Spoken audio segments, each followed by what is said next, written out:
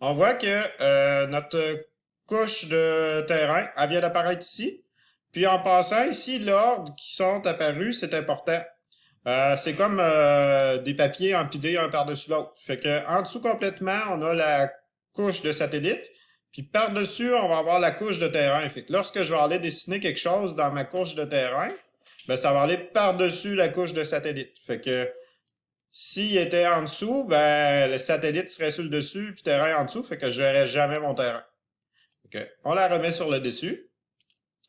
Après ça, je vais venir ici en mode édition avec le petit crayon. Le petit crayon, ça nous permet de passer en mode édition.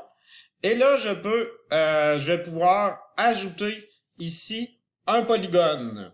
Donc, c'est bien important. Si je veux ajouter un polygone, on n'oublie pas de passer en mode édition avec le petit crayon. On clique dessus, on voit que ça se transforme en une espèce de cible, mon curseur. Là, je peux venir cliquer avec ma souris, le bouton de gauche, pour délimiter mon polygone. Le plus que je mets de points, le plus que ça va être précis, sinon j'aurais pu juste faire un carré. Ensuite, lorsque j'ai terminé, bouton droit. Là, je pourrais lui donner un nom à ce polygone-là, je ne donnerai pas. Je vais dire OK. Fait que je viens de créer mon terrain de football, le polygone qui vient de couvrir mon terrain de football. Comme je disais tantôt, si je mettais la couche satellite par-dessus, ben là, on le verrait pas. Je mets mon terrain ici. Lorsqu'on a terminé de créer notre polygone, ça va être important d'aller sortir du mode édition parce que on peut pas l'enregistrer comme ça. Notre forme ici, notre polygone qu'on a créé, ne sera pas enregistré. Donc, on reclique sur le crayon pour enregistrer tout ça. Et là, on dit enregistrer. Par la suite, là, notre polygone est maintenant enregistré, fait qu'on va pouvoir le conserver. Si on n'avait pas appuyé sur le crayon, ben, il aurait été perdu lorsqu'on aurait fermé notre logiciel. On peut enregistrer le projet si on veut par la suite. Il n'y a pas de problème.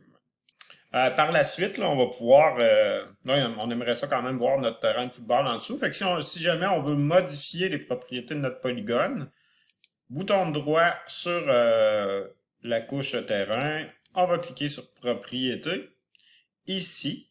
Là, après ça, on va aller dans symbiologie. La symbiologie, c'est tout ce qui a rapport avec la façon que les polygones vont être affichés et aussi tout ce qui est de l'aspect visuel, là, de la couleur, le type de trait, etc. Donc, moi, je veux pas un remplissage simple. Je vais demander que ce soit seulement des bordures, exemple, bordure ligne simple, tout simplement. Couleur, on peut changer la couleur. Je vais prendre notre fond, il est bleu, hein, notre terrain de football. Je vais prendre du rouge. Euh, Ensuite, on peut la mettre plus épaisse. On peut la mettre épaisse comme ça. Et on clique sur OK. On voit... Oups.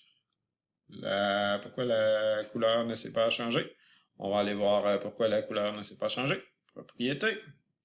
Ah, j'avais pas changé la couleur de la ligne. Bizarre. Je vais dire rouge. Comme ça. Je fais appliquer et OK. On voit que j'ai un polygone ici, comme ça. Et on finit par enregistrer.